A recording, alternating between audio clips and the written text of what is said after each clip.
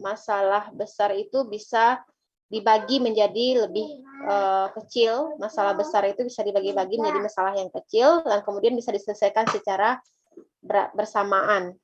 Sehingga menyelesaikan sebuah masalah itu bisa jadi lebih cepat ya, lebih cepat dengan memanfaatkan banyak prosesor gitu ya. Itu kalau menurut Gottlieb Allen dari bukunya ya. Nah, yang judul nggak salah bukunya itu Highly Parallel Computing. Nah, itu bisa Nanda nanti cari bukunya.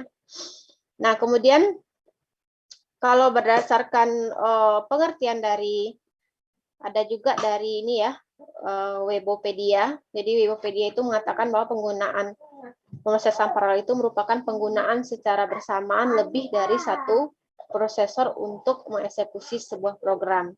Itu kata Wikipedia. Dan ada juga ya, Wikipedia itu kalau tidak salah mengatakan bahwa pemrosesan paralel itu adalah penggunaan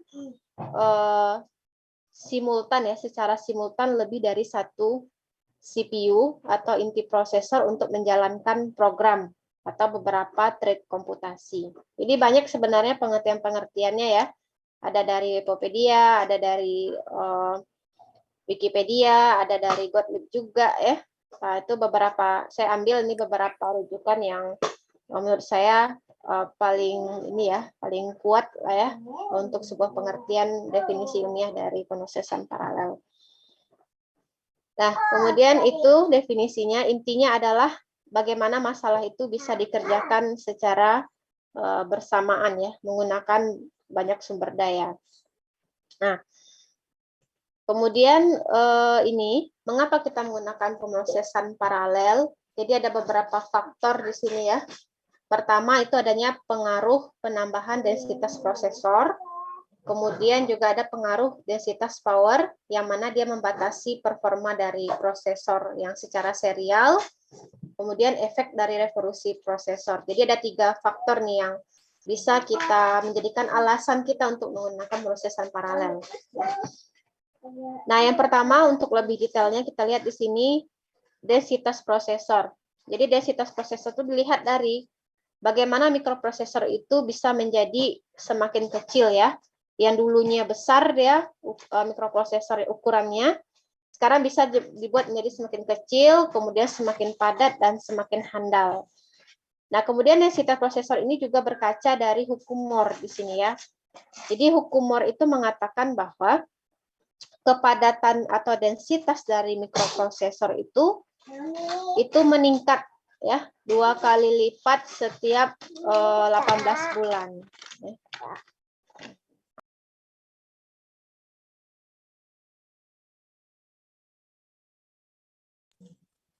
Bu, suaranya terputus, Bu.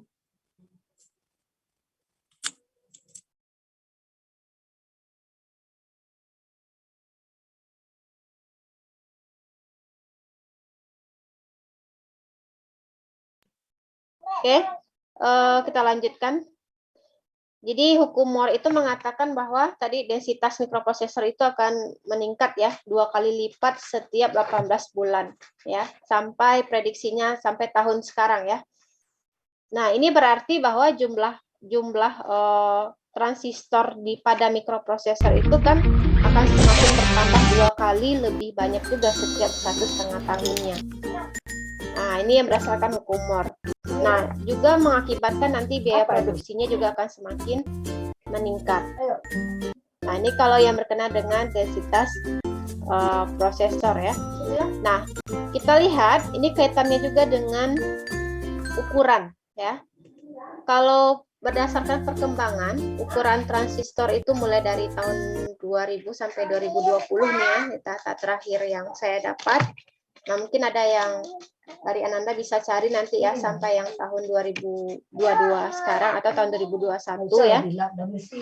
Nah, jadi perkembangan ukuran transistor itu seperti ini, bisa kita lihat ya. Dari manufacturing proses size-nya itu mulai dari tahun 2000 itu sampai tahun 2020 itu terlihat semakin kecil ya. Semakin kecil ukurannya. Nah, ini yang berdasarkan ramalan tadi ya, atau prediksi dari Moore. Jadi Moore itu merupakan co-founder dari Intel ya. Nah, dia berasal dari Intel nih, Moore ini. Jadi dia memprediksikan tadi ya, prediksi itu pada tahun 1965 nih, bahwa kerapatan transistor chip itu dia akan berlipat ganda kira-kira setiap 18 bulan ya. Yang tadi, jadi dia akan semakin merapat transistornya setiap 18 bulan, itu mengakibatkan nanti mikroprosesor itu akan menjadi ukurannya semakin kecil, semakin padat, dan semakin kuat. Nah, itu bisa kita lihat trennya dari grafik ini. Jadi grafik ini adalah semacam ilustrasi ya, ilustrasi dari tahun 2000 sampai tahun 2020. Jadi terlihat memang perubahannya itu akan semakin kecil ya. Perubahan ukuran transistor itu akan semakin kecil, yang juga mengakibatkan nanti ukuran dari sebuah mikroprosesor akan semakin kecil. Nah, kemudian dari sana juga ada pengaruhnya ke densitas power, yang mana nanti dia bisa membatasi performa dari prosesor serial.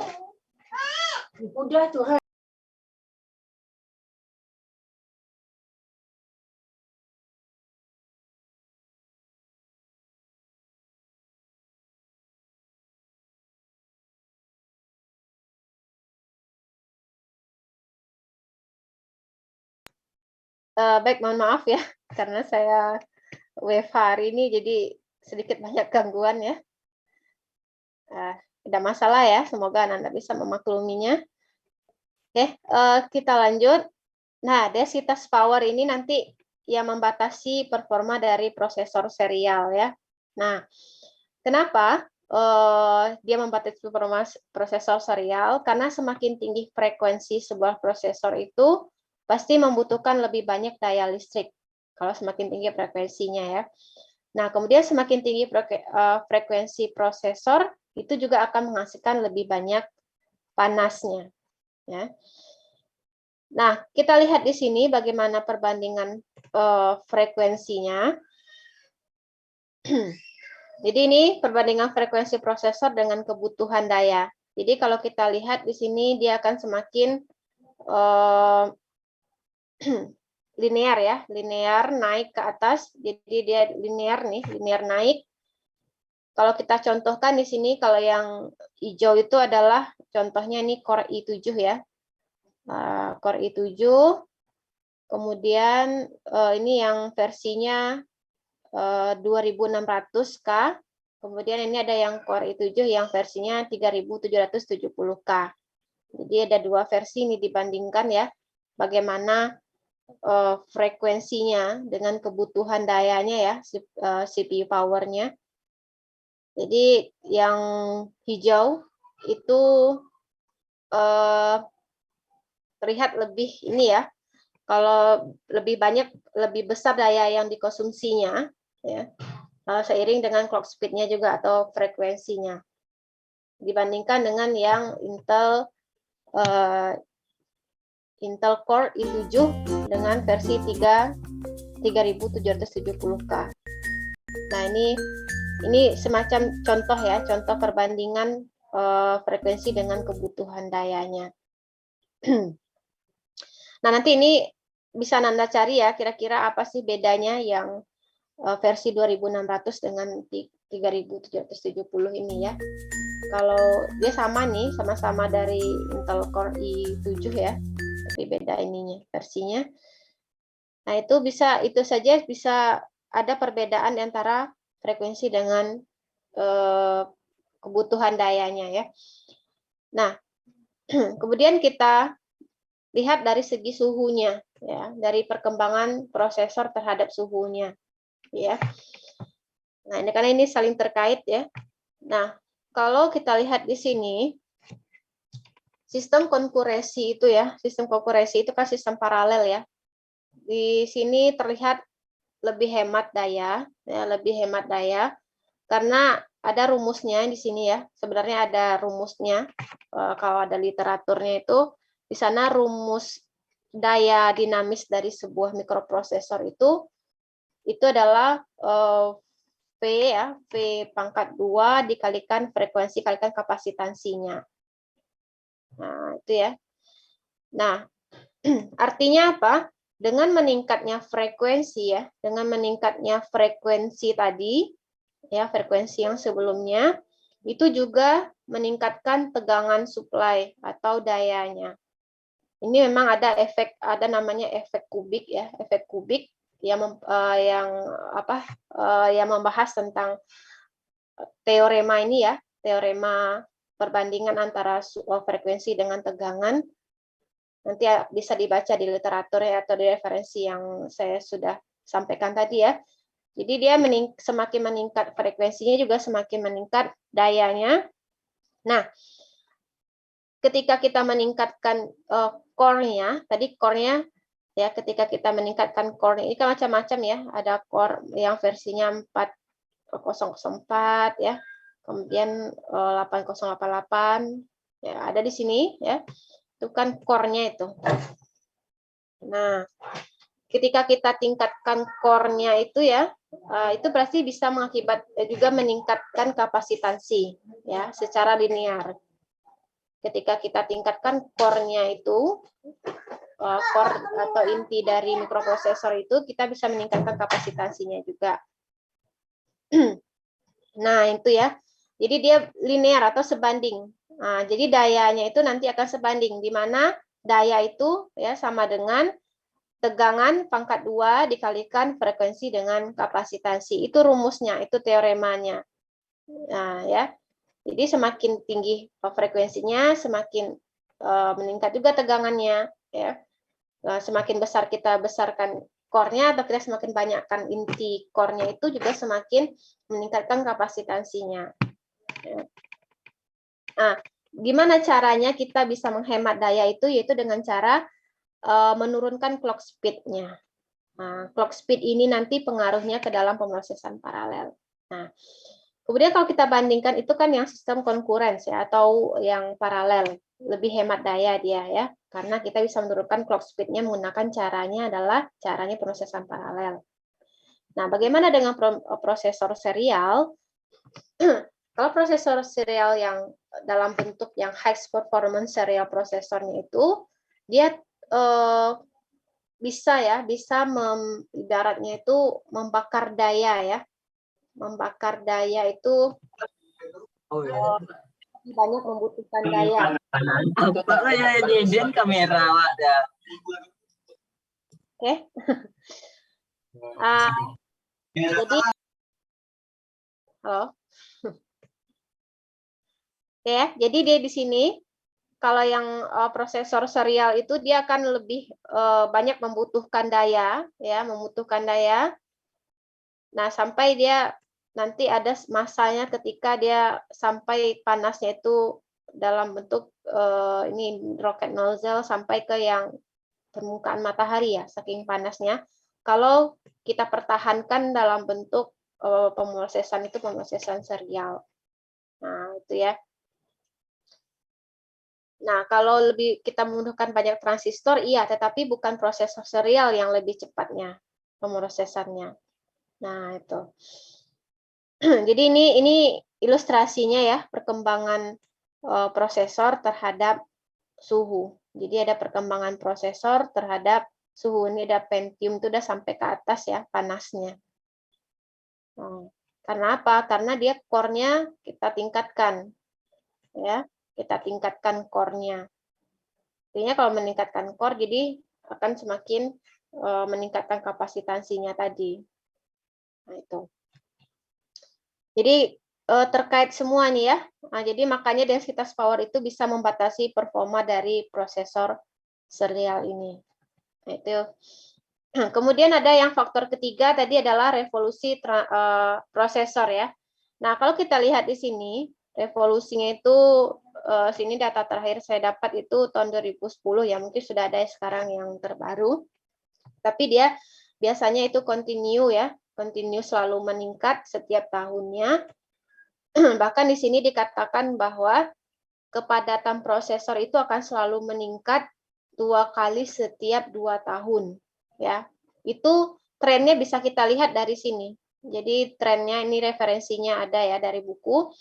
Jadi trennya itu bisa kita lihat dari grafik ini. Jadi bisa disimpulkan bahwa memang kepadatan chip dari transistor mikroprosesor itu akan selalu meningkat 2 kali setiap tahunnya.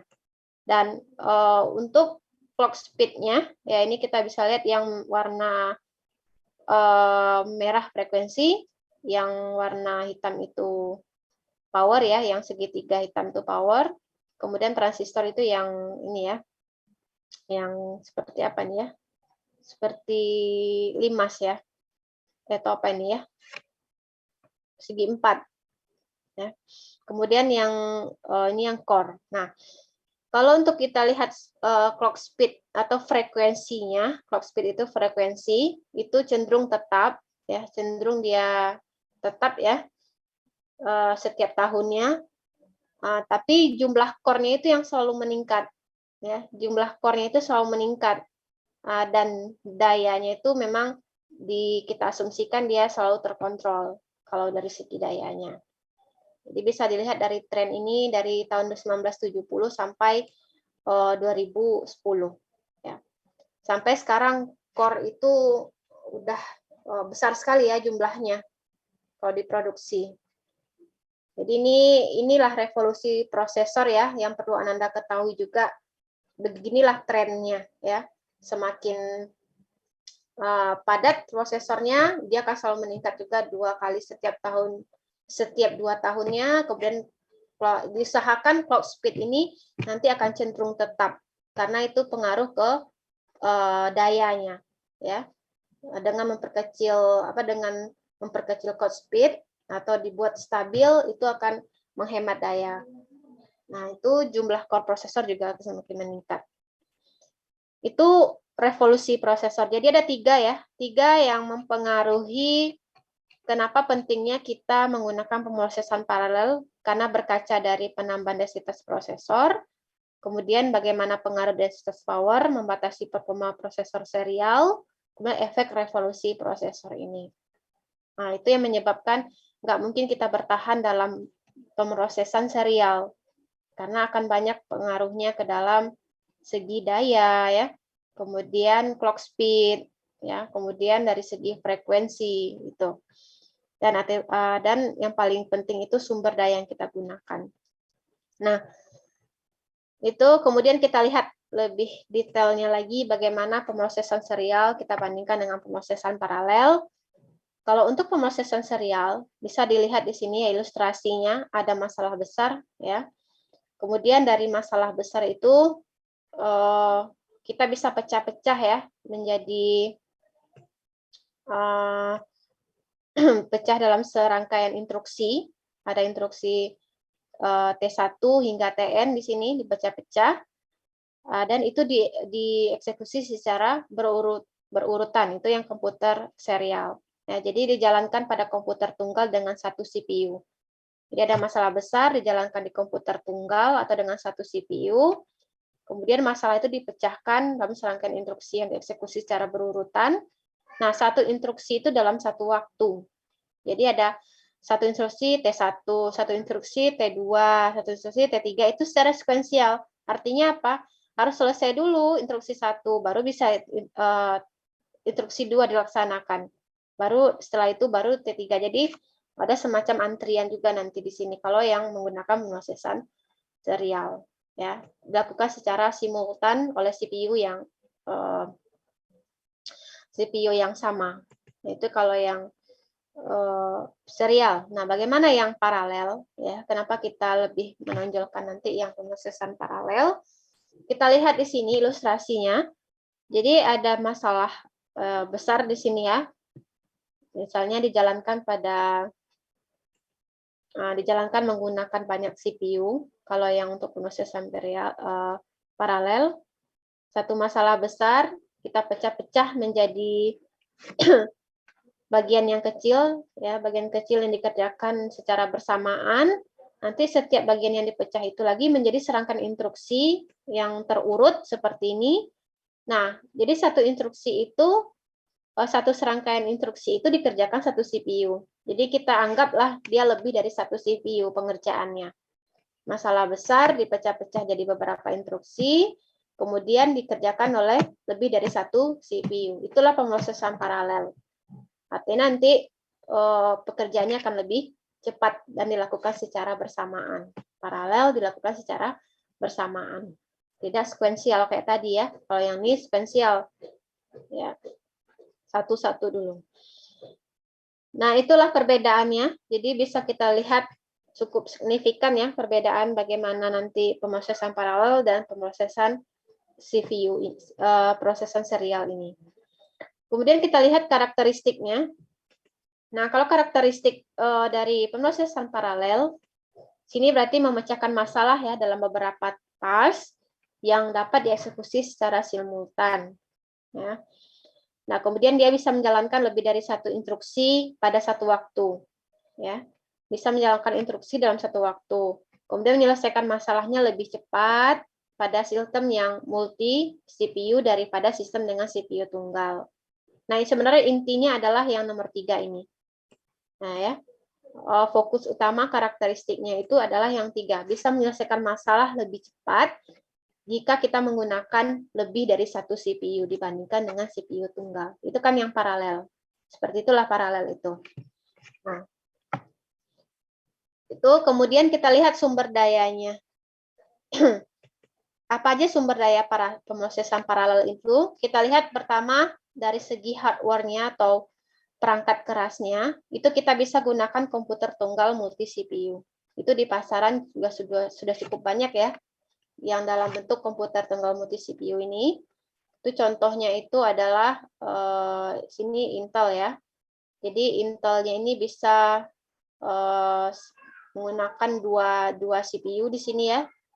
Dua CPU, ada core 1 untuk CPU pertama, core 1 dan core 2 ya, intinya ada 2. Nah, itu contohnya. Kemudian juga ada AMD ya. AMD Opteron 6 core itu. Jadi ada 6 core dia dalam satu mikroprosesornya. Itu disebut dengan komputer tunggal multi CPU ya. Jadi satu komputer dia ada banyak CPU di dalamnya. Itu untuk sumber dayanya bisa kita gunakan untuk komputasi paralel. Kemudian ada juga yang kedua, contohnya adalah komputer cluster. Nah, ini contohnya itu paling familiar itu adalah Beowulf ya. Beowulf cluster itu familiar dipakai ya. Jadi semacam inilah bentuknya komputer cluster itu. Dia saling terhubung satu dengan yang lainnya. Ya, jadi bisa dengan masalah besar bisa dipecah-pecah ya dan dikerjakan dengan banyak CPU seperti komputer cluster ini. Kemudian ada lagi yang ketiga, multi komputer multi CPU. Artinya banyak komputer, banyak CPU ya. Nah, ini kalau contohnya itu ada bisa Anda cari itu ya, nggak salah itu namanya Cray XT4 ya. Dari Franklin ini, dari Franklin. Jadi dia menggunakan multi komputer dan multi CPU untuk komputasinya. Jadi ini lebih apa ya? Lebih kompleks, lebih besar dia ya. Dan dayanya pun itu kalau tidak salah yang contoh Cray XT4 itu sampai 352 TFLOPS dayanya. Ya. Nah, itu yang multi komputer, multi CPU. Nah, jadi ada 3 contohnya. Nanti Anda boleh cari. Sebenarnya banyak. Kalau untuk sumber daya pemrosesan paralel mungkin sudah ada yang update terbarunya ya. Tapi ini beberapa yang udah ada orang pakai ya. Yang 3 jenis ini. Ini yang dari segi perangkat kerasnya. Kemudian, nah ini ada pernyataan di sini ya. Kebutuhan penggunaan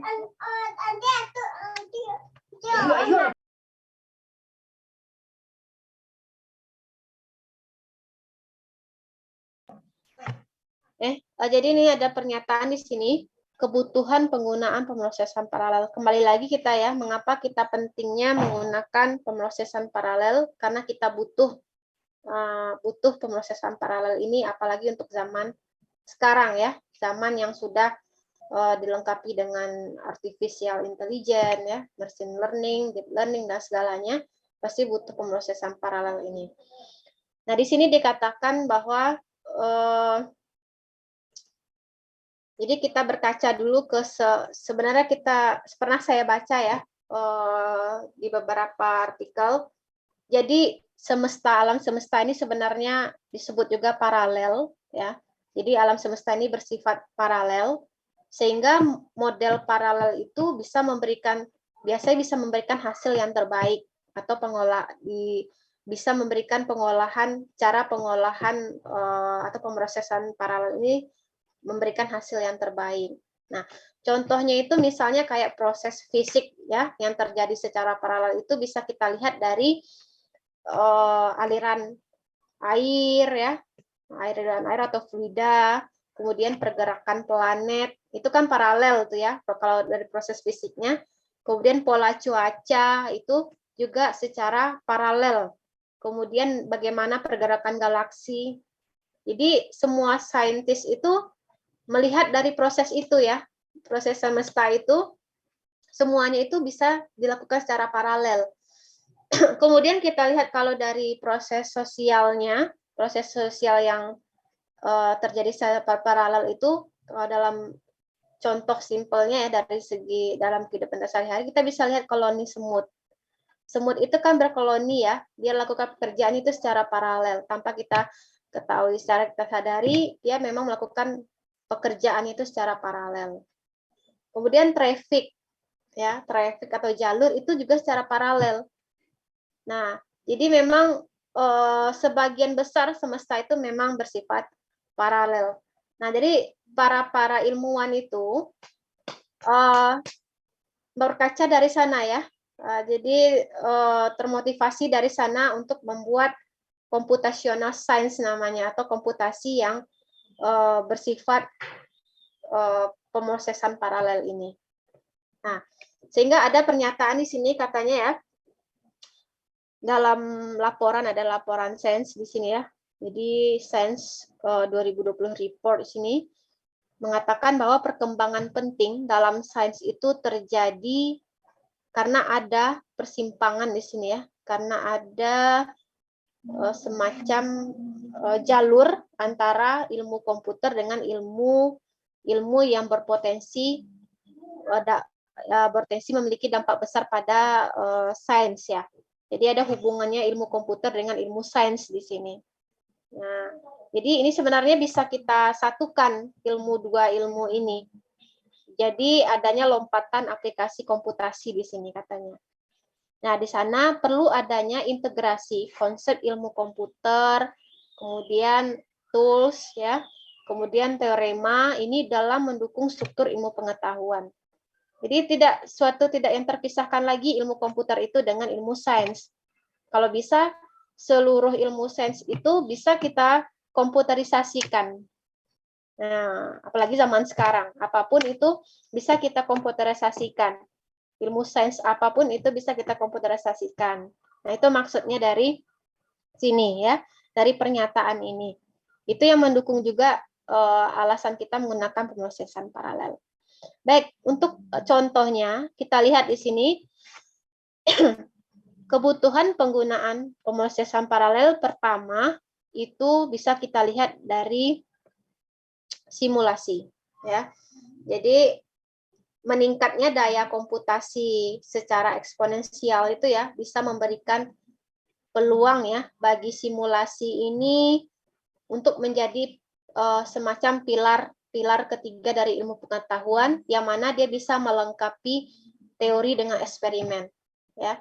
Teori eksperimen bisa kita satukan menjadi sebuah simulasi. Jadi itu dianggap simulasi ini adalah pilar ketiganya dari ilmu pengetahuan. Nah, simulasi. Nah, maka oleh itu simulasi ini tidak mudah ya, karena dia butuh data yang besar. Nah, untuk mengolah data yang besar dalam simulasi ini kita perlu adanya pemrosesan paralel. Nah, kalau kita lihat metode saintifik yang lama atau yang tradisional itu, dia mengerjakan teori atau desain itu kan di atas kertas ya. Kalau yang ilmuwan-ilmuwan lama itu ya, yang masih sifatnya serial, itu mengerjakan teori atau desain itu di atas kertas. Nah, melakukan eksperimen dan membangun sistemnya itu butuh waktu yang lama, ya, karena terlalu sulit, kemudian juga mahal ya dari segi biaya, kemudian dari segi waktu juga dia lebih lambat, dan juga ada juga faktor yang bisa membahayakan, misalnya cuaca, atau zaman itu adalah segi zaman-zaman perang ya. Nah, itu waktu zaman itu kalau kita berkaca ke metode saintifik yang lama, ya. Artinya dia masih manual, ya, kerjakan dulu, desain dulu di kertas, kemudian baru kita lakukan eksperimen. Tuh. Nah, kalau bagaimana paradigma yang barunya atau saintifik yang baru, dia tetap mengerjakan teori dan desain di atas kertas, kemudian melakukan eksperimen dan bangun sistem, tapi didukung salah satunya adalah menggunakan komputer untuk mensimulasikan atau menganalisis fenomena suatu kejadian. Ya, fenomena yang suatu kejadian itu bisa disimulasikan menggunakan komputer. Ya. Nah, keuntungannya pasti ya lebih cepat, ya. Kemudian hasil simulasinya bisa kita gunakan perangkat atau metode komputasional yang cukup mudah digunakan. Nah, itu yang untuk saintifik lama. Jadi ada perubahan paradigma di sini dari yang saintifik lama ke saintifik baru ini. Jadi keterlibatan komputer sangat besar di sini dalam membuat sebuah simulasi. Itu kemudian yang kedua, contohnya kebutuhan dari pemrosesan paralel itu untuk teknologi analisis data. Jadi data yang besar itu kan membutuhkan sumber daya komputasi yang besar. Nah, kemudian pemrosesan paralel ini yang memungkinkan untuk menggabungkan banyak sumber daya ini untuk menyelesaikan operasi analisa data. Nah, dengan pemrosesan paralel, proses analisis data ini akan menjadi lebih cepat. Contohnya aja big data ya. Kalau sekarang itu mungkin Ananda sudah pernah dengar ya, sudah cukup familiar tentang big data. Big data dari sebuah Google itu kan besar ya, banyak datanya. Itu tidak bisa menggunakan yang dalam bentuk pemrosesan serial saja. Dia butuh pemrosesan paralel untuk melakukan analisis data. Itu contoh kecilnya. Itu teknologi analisis data ya. Jadi ada dua contohnya, ada banyak lagi sebenarnya ya kebutuhan untuk prosesan paralel itu. Kemudian kita lihat keunggulan. Nah, untuk segi keunggulan yang tadi ya, dia menghemat waktu dan biaya kalau yang paralel dibandingkan yang serial, karena penggunaan lebih dari satu sumber daya itu untuk satu tugas, kayak tadi ya, dengan lebih dari satu CPU itu kita mengerjakan tugas, itu bisa mempercepat pengerjaan ya, dan juga bisa berpotensi mengurangi biaya. Kemudian contohnya juga komputer cluster. Ya, komputer cluster tadi itu dapat dibangun dengan komponen komoditas ya, dengan harga yang jauh lebih murah. Kita bisa gunakan komputer cluster tadi dengan komponen yang lebih murah ya, dengan harga yang lebih murah, sehingga juga bisa kita gunakan untuk melakukan prosesan paralel dengan menghemat waktu dan biaya. Kemudian mampu mengerjakan tugas yang lebih berat. Jadi kalau banyak tugas yang tidak dapat diselesaikan oleh komputer tunggal saja dengan memori yang terbatas, kita bisa mengalihkannya ke dalam bentuk pemrosesan paralel. Ya. Jadi tugas-tugas yang berat itu tidak bisa kita paksakan untuk menggunakan komputer tunggal saja. Karena dia memori juga terbatas. Jadi kita perlu juga ada sumber daya lebih dari satu untuk mengerjakannya. Contohnya kalau yang ini, contohnya itu ada yang web search engine ya. Web search engine kan tahu contohnya Google Search itu. Itu kan pasti memproses jutaan transaksi per detiknya. Nah, bayangkan berapa sumber daya yang dia gunakan ya, karena dia bisa harusnya memproses jutaan transaksi per detiknya, transaksi data per detiknya. Tidak mungkin itu dilakukan secara serial, pasti dia dilakukan secara paralel. Nah, contohnya itu ya. Kemudian menyediakan konkurensi. Konkurensi ini kan artinya menyediakan sumber daya paralel yang pasti mampu mengerjakan banyak hal secara simultan. Ya, itu jadi dia menyediakan daya paralel, sumber daya paralel yang mampu mengerjakan banyak hal ya, secara simultan. Itu artinya menyediakan konkurensi itu. Kemudian mampu menggunakan sumber daya non-lokal. Jadi ada juga sumber daya non-lokal yang bisa kita gunakan nih untuk pengolahan pemrosesan paralel. Cukup menggunakan jaringan internet ya. Jadi sumber daya ini menggunakan jaringan internet. Itu ada contohnya nih Bonsi, SETI at home, kemudian Folding at home. Jadi ini kayak aplikasinya ya, aplikasi yang open source yang bisa kita gunakan untuk pemrosesan paralel. Nah, untuk lebih detailnya contohnya ini tadi ya. Nah, ini saya ambil screenshot-nya dari internet ya. Jadi nanti ada alamat websitenya ini. Jadi Buoyancy ini kan semacam apa ya, computing yang volunteer ya. Jadi volunteernya itu terakhir itu aktif sampai 323 juta ya volunteer. Kemudian dia mengadopsi komputer yang digunakannya itu bisa sampai 524 ya juta ya komputer. Kemudian rata-rata per jam dia dalam mengolah datanya, nah itu bisa sampai 5 juta ya, 5.700 apa di sini?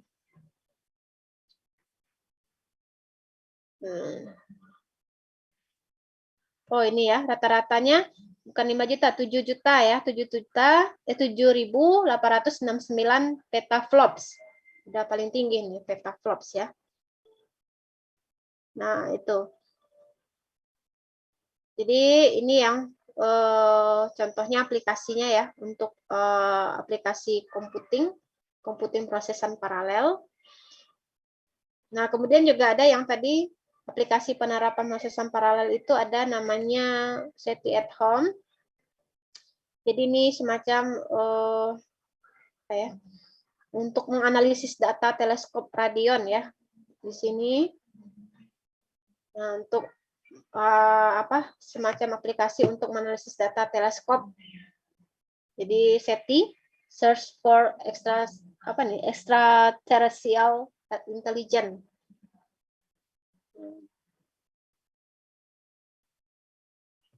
Contohnya ya, jadi bisa nanti Ananda buka-buka di website. Jadi fungsinya untuk analisa ini, analisa data teleskop. Kemudian ada folding at home. Ini juga untuk menganalisa data ya, bisa digunakan juga untuk menganalisa data. Kalau di sini dia lebih dari 400.000 CPU yang digunakan ya, 400.000 CPU. Kemudian untuk powernya itu bisa sampai 8.000 teraflops. Nanti silakan dicari juga ya. Ini contoh aplikasi penerapan pemrosesan paralel. Nah, jadi Ananda juga bisa bikin aplikasi ya untuk aplikasi computing prosesan paralel ini. Nah, oke, sekian untuk pengantar. Silakan ada yang mau ditanyakan?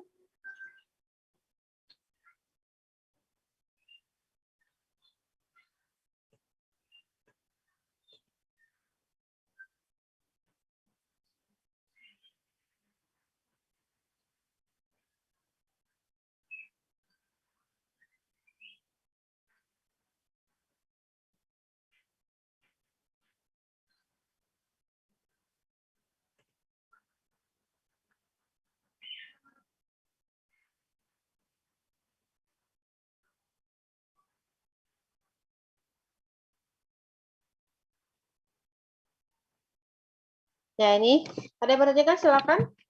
Ini contoh aplikasi ya, contoh aplikasi dari yang menerapkan pemrosesan paralel.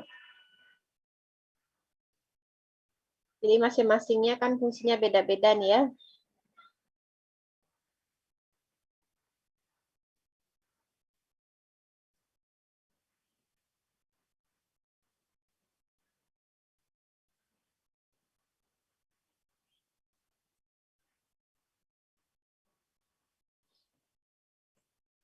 Ya, silakan.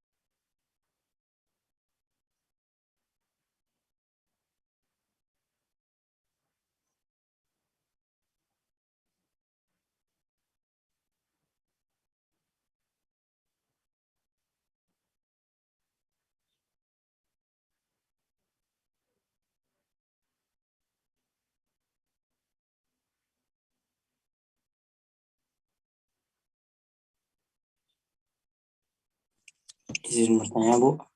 Ya, boleh, silakan.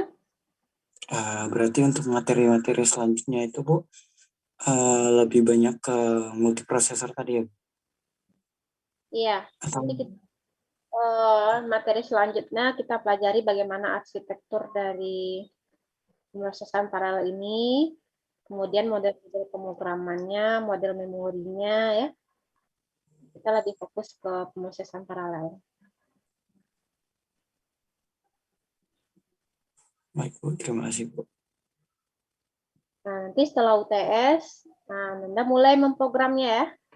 Membuat program paralel itu, ada beberapa yang bisa dipakai ya untuk pemrogramannya. Bisa pakai OpenMP, ya, dan kemudian NPA, bahasa pemrogramannya ada Foxit3, ada Pitread, macam-macam juga nanti ya. Nah, itu nanti akan dibahas setelah UTS ya. Bagaimana masing-masingnya bahasa pemrograman masing-masing. Jadi pemrosesan paralel itu ada bahasa pemrogramannya juga.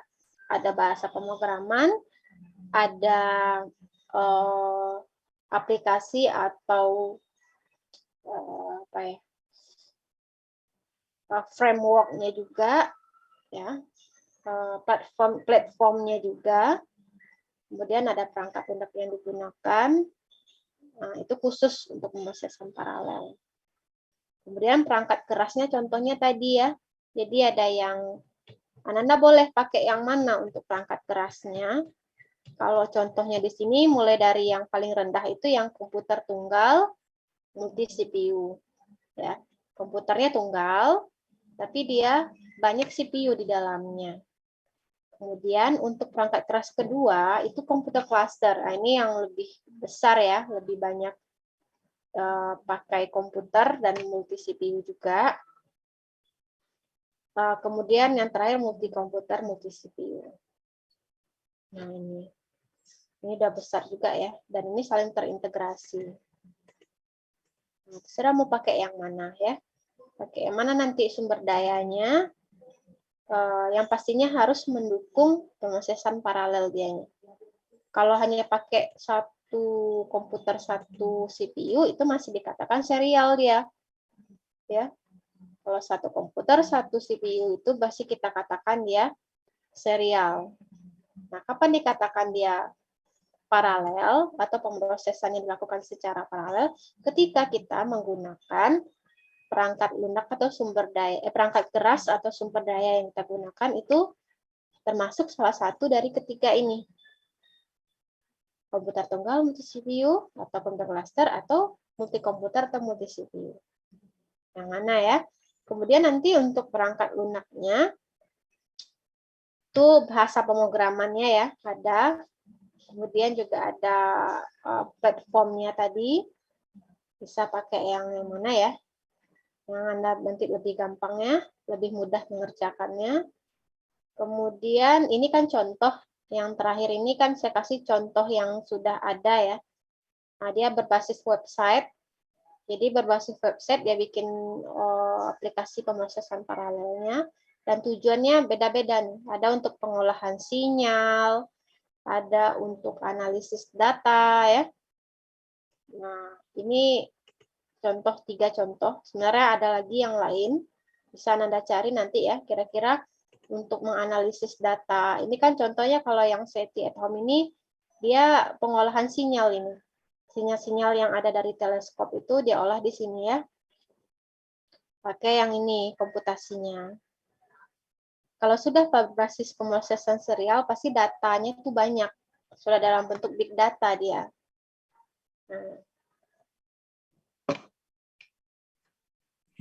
Nah, Bu, ada pertanyaan sedikit lagi, Bu. ya, Tadi Ibu menyinggung soal tugas. Maksud tugasnya itu tadi gimana ya? yang mini project itu ya. Iya, Bu. Nah, sebenarnya mini project ini saya belum terlalu diskusi dengan Pak Budi ya kemarin, cuman Bapaknya sampaikan kita ada mini project nih, seperti itu saja ya. Nah, kita akan ada mini project.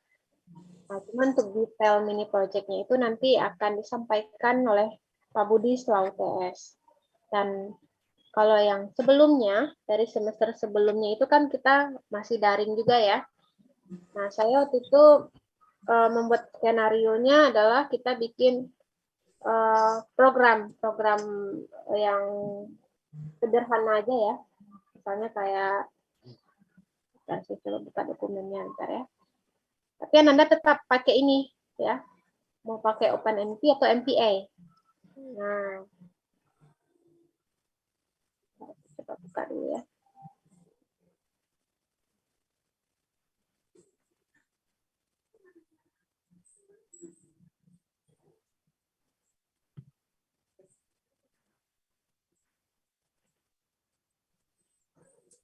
Itu kalau boleh tahu tugasnya bagaimana ya Bu? Mini project ini maksudnya apa hasil akhirnya gitu Bu? Bikin program. Bikin program dengan jenis apa nih Bu? Pemrograman. Nanti jadinya aplikasi. Ya, aplikasinya boleh standalone, boleh yang desktop, boleh yang berbasis website. Ya, kalau website kan berarti kita harus terhubung dengan jaringan internet. Ya. Sebentar saya coba lihat ya kalau yang semester kemarin ini ada lab master ya.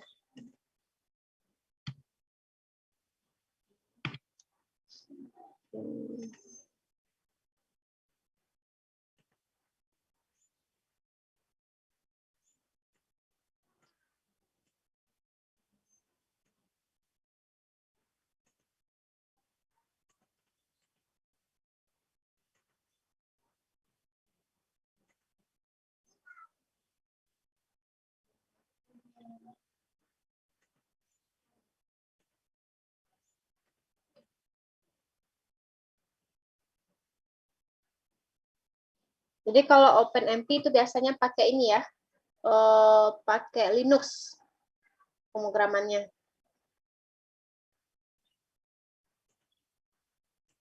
Jadi Linux, nanti ada sintak-sintaknya juga itu. Ada sintaknya ya, pakai bahasa C. Nah, nanti Ananda bisa tahu nih bedanya bahasa, bukan bahasa ya, bedanya bahasa C dengan bahasa OpenMP itu. Benar mirip-mirip, tapi ada perbedaannya. Ketika kita mencetak Hello World saja ya, Hello World pakai bahasa C kan, tahu ya gimana mencetak Hello World-nya, bahasa C. Nah, nanti coba Ananda cetak juga Hello World pakai bahasa yang ada di OpenMP itu. Nah, ada itu caranya. Nah, disitulah nanti kita memprogram pemrosesan paralel ini. Nah, yang pastinya ada datanya yang besar ya. Nah, Anda ingin ngolah data apa? Pakai pemrosesan paralel itu.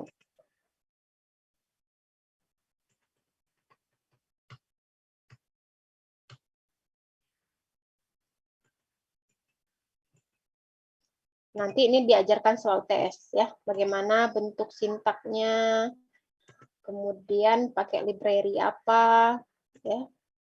Itu kan masing-masing beda-beda nanti.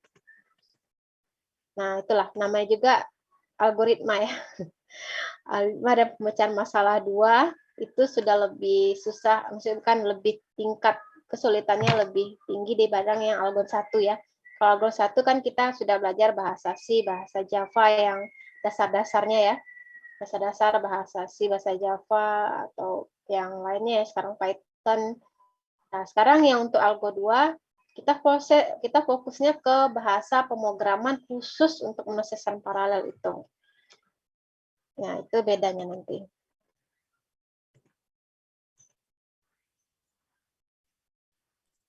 Baik Bu, terima kasih. Mungkin sekian dari pertanyaan Adit Bu.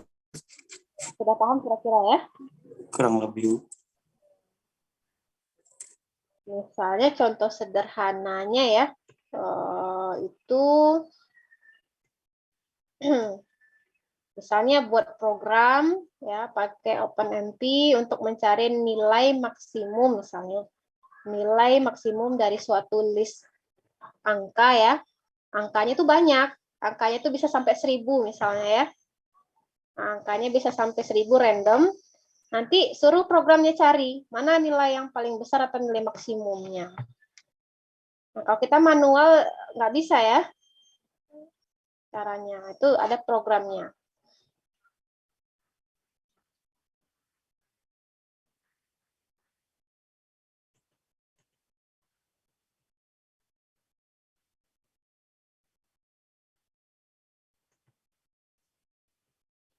Kemudian ada lagi contohnya itu tahun kemarin itu matriks ya. Perkalian matriks dengan vektor misalnya.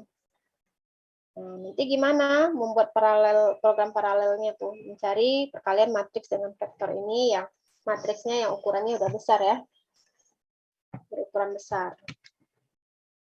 Nah itu contoh-contohnya. Kemudian bisa jadi nanti mini projectnya dalam bentuk membuat komputer cluster.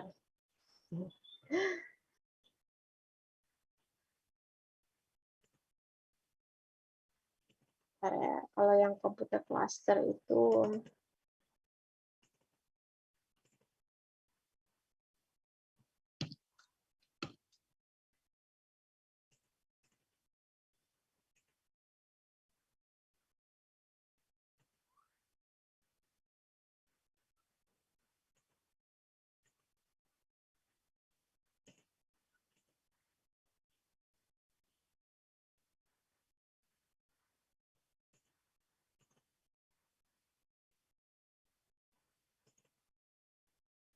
jadi bikin cluster di Linux ya. Jadi ini ya, ada yang mau bertanya? Ya tani, Ada yang mau tarik tarik ke Dora ya kan? Ya, kita tarik tinggal Dora kan itu oke.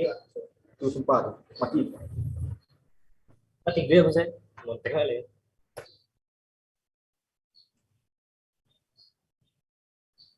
Nggak ulus lah tarik. Buat gimana?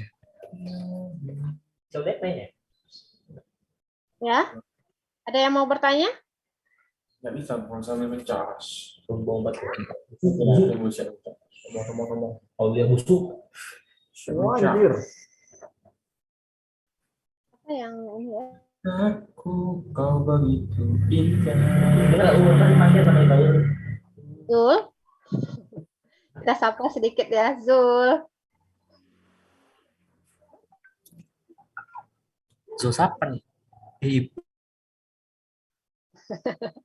Oke, ada yang bertanya? Saya coba contohkan ya mini projectnya. Sebentar saya coba buka ya.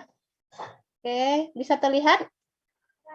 Jadi ini bisa terlihat kira-kira? Bisa, Bu. Bisa, Bu. Ya. Nah, ini salah satu contoh.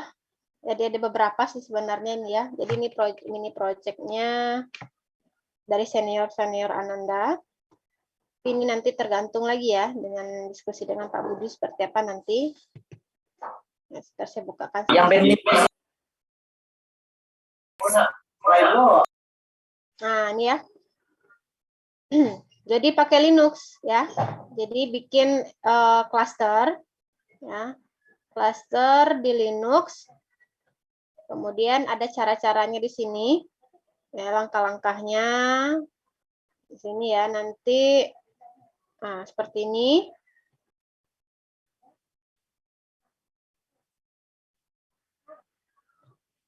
Nah, ini yang contoh yang cluster ya.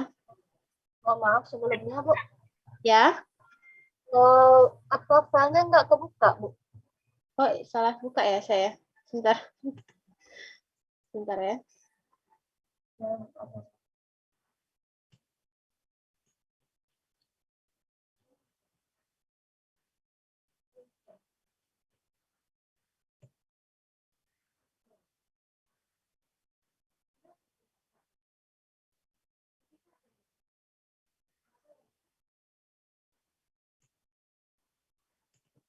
Sekarang bagaimana?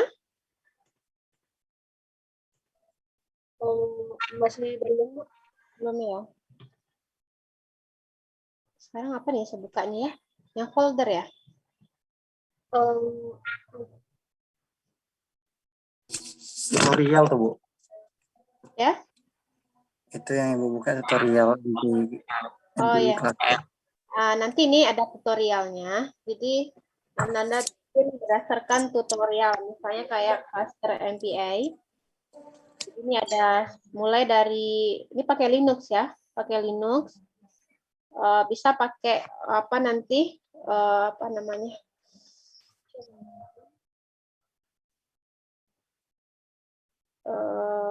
Apa namanya ini kalau apa ya?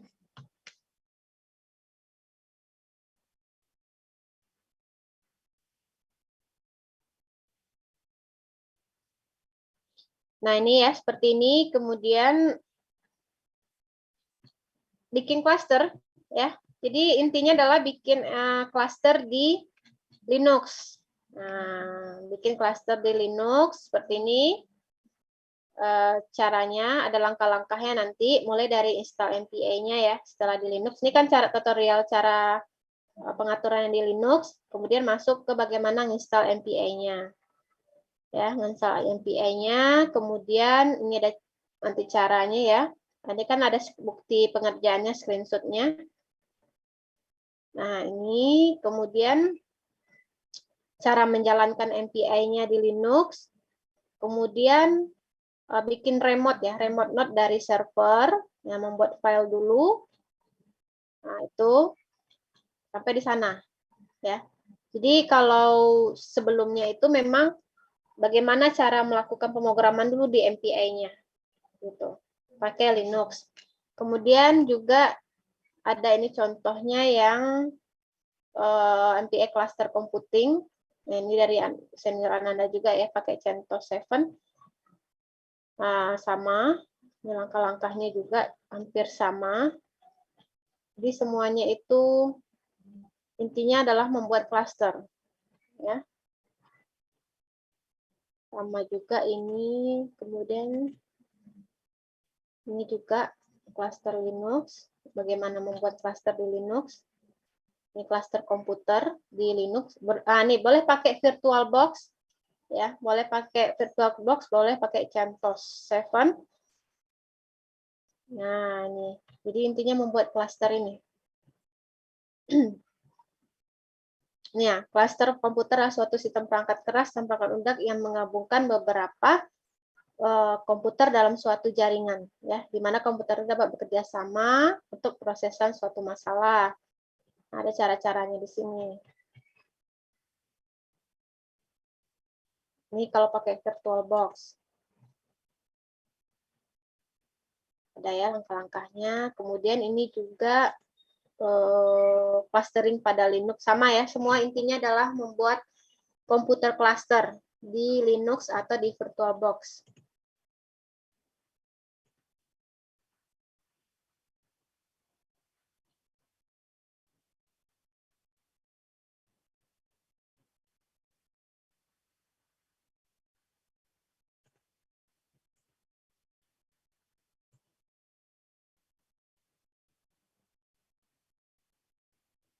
Dengan cluster pada Linux.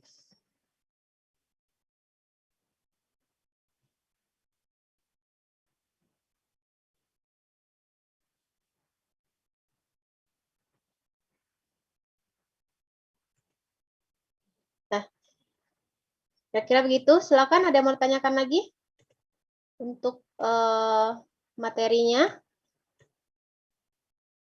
Saya coba buka dulu yang kemarin ya, 2021.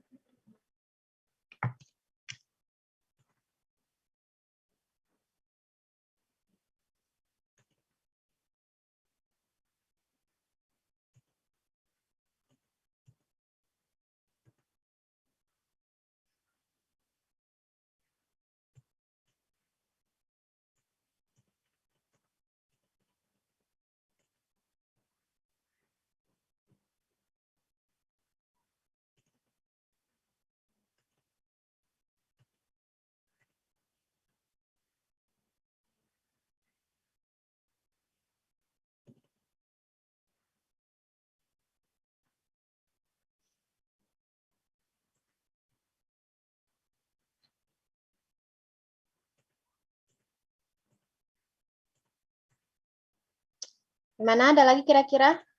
Nah, saya coba tunjukkan lagi nih yang untuk kalau ini yang praktikum ya sebenarnya. Nah, jadi ini kan ada nih OpenNP ya, OpenNP, kemudian nanti bagaimana sintak dasarnya. Ya, saya konfirmasi dulu apa bisa terlihat dengan jelas? Bisa, Bu. Ya, oke. Nah, ini kan ini sebenarnya kita nggak jadi ya, ada praktikum. Jadi makanya untuk pemrogramannya itu dilakukan di perkuliahan biasa ya, nggak ada praktikum. Namun nanti kita harus tahu juga gimana pemrosesannya itu. Jadi dibikinlah nanti seperti ini. Jadi nanti kan pemrosesan paralel itu ada yang namanya multiprocessing, ini kemudian multithreading, kemudian ada OpenNP, OpenNPA. Nah, untuk OpenNP itu kita sintak-sintaknya seperti ini ya, sintak dasarnya. Nah, ini bisa pakai Windows, bisa pakai Linux ya.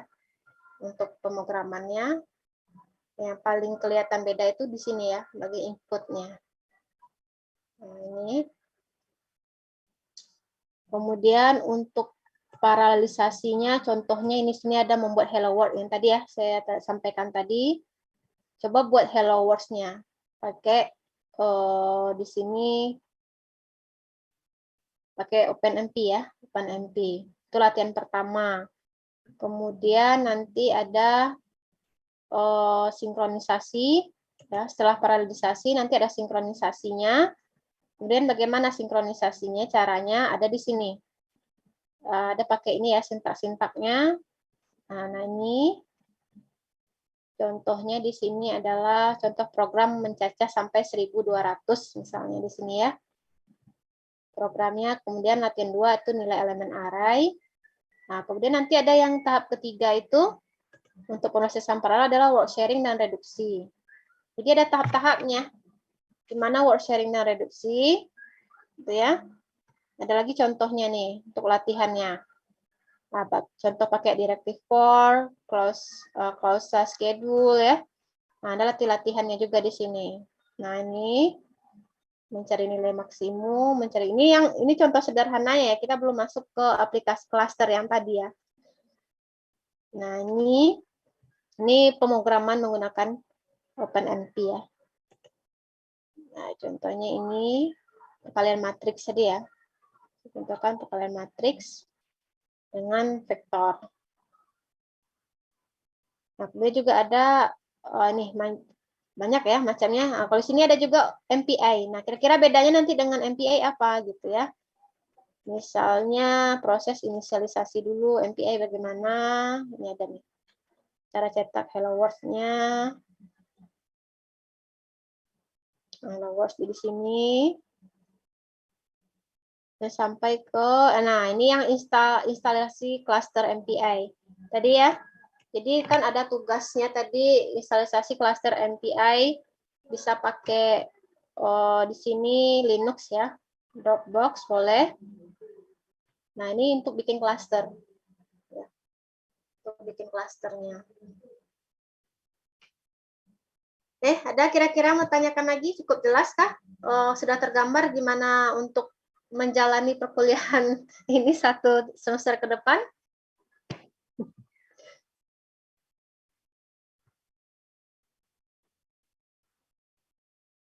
Isi bertanya, Bu. Ya, boleh. Nah, ini semua untuk file-file ini bisa di-share di grup atau gimana, Pak? Yang mana? Untuk file-file ini mungkin sebagai referensi-referensi untuk kedepannya bisa di-share di grup nggak, Bu? Oh, yang ini ya. Oke, nanti saya share ya. Yang bagian ini ya. Sama yang contoh-contoh untuk tugas besar mungkin bisa jadi referensi. Oke, ya nanti saya share lah yang contoh dari senior ya. Tapi sebenarnya ini kan udah ada langkah-langkahnya nih. Instalasi cluster MPI-nya aja baru ya. Nanti ada Baik, Bu. Masih, Bu. Boleh dipelajari dari sekarang ya. Coba-coba bagaimana pemrograman masing-masing ini ya. Ini kan sederhana, ini baru latihan-latihan sederhananya ini ya, yang saya tunjukkan ini. Boleh dicoba ya.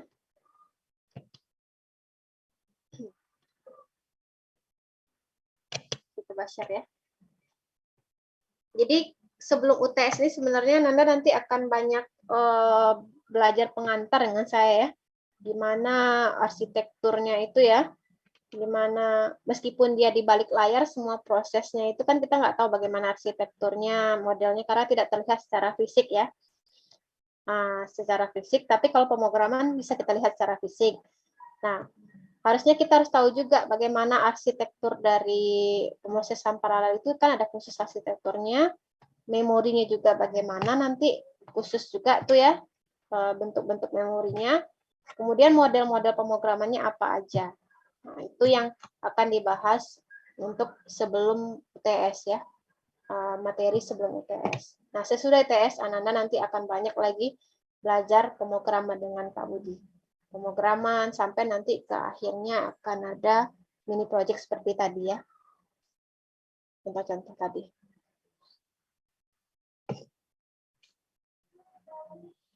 Oke, ada lagi kira-kira? Udah lewat sampai ini udah hampir jam 4 ya. Mohon maaf jadinya terpakai waktu Ananda cukup banyak lebih dari jam 3 nih ya.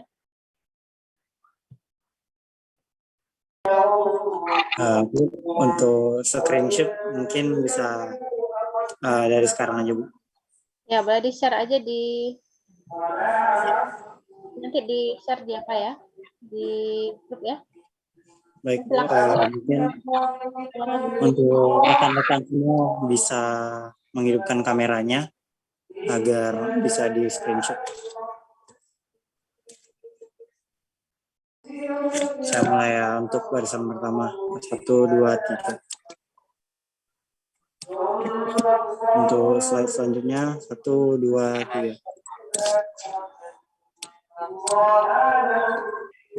Selanjutnya 1, 2, 3. Lagi 1, 2, 3.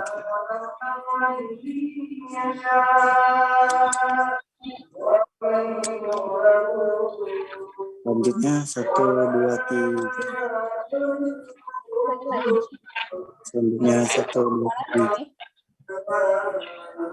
Yang terakhir 1, 2, 3. Baik, sekian. Mungkin saya kembalikan kepada Ibu. Baik, terima kasih ya Aditya, nanti di-share aja di grup ya. Saya juga harus laporkan ke jurusan kalau kita pertemuan 1 terlaksana ya, sesuai jadwal kita hari ini. Dan sudah masuk materi 1.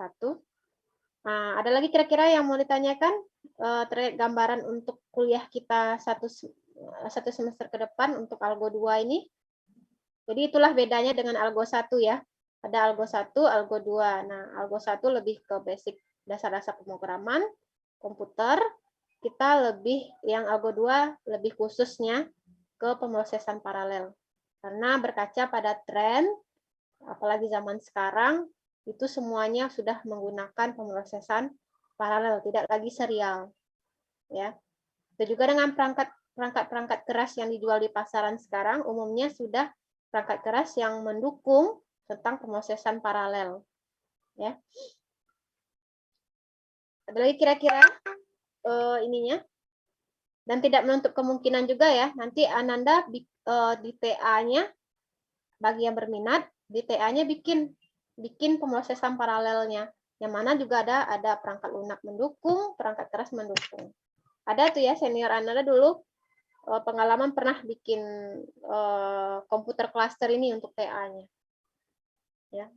Tujuannya adalah untuk memisahkan mana yang emailnya yang tergolong spam, mana emailnya yang tidak spam. Itu aja, simple sebenarnya kalau kita lihat ya, tapi nggak tahu prosesnya, mungkin sulit juga seniornya ya. Dia pakai beberapa Raspberry Pi untuk multi CPU-nya atau multi komputernya. Bisa tertarik, kalau tertarik ini bisa dijadikan TA bahkan untuk pemrosesan paralel ini.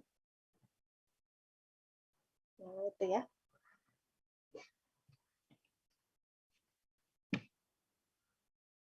Ada lagi kira-kira yang mau ditanyakan?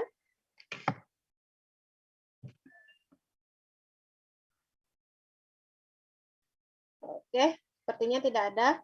Mungkin kita lanjutkan aja di forum diskusi ya, apabila ada yang mau ditanyakan. Terima kasih atas kehadiran dan perhatian dari Ananda untuk perkuliahan pertemuan kita hari ini. Saya tutup dengan Assalamualaikum warahmatullahi wabarakatuh.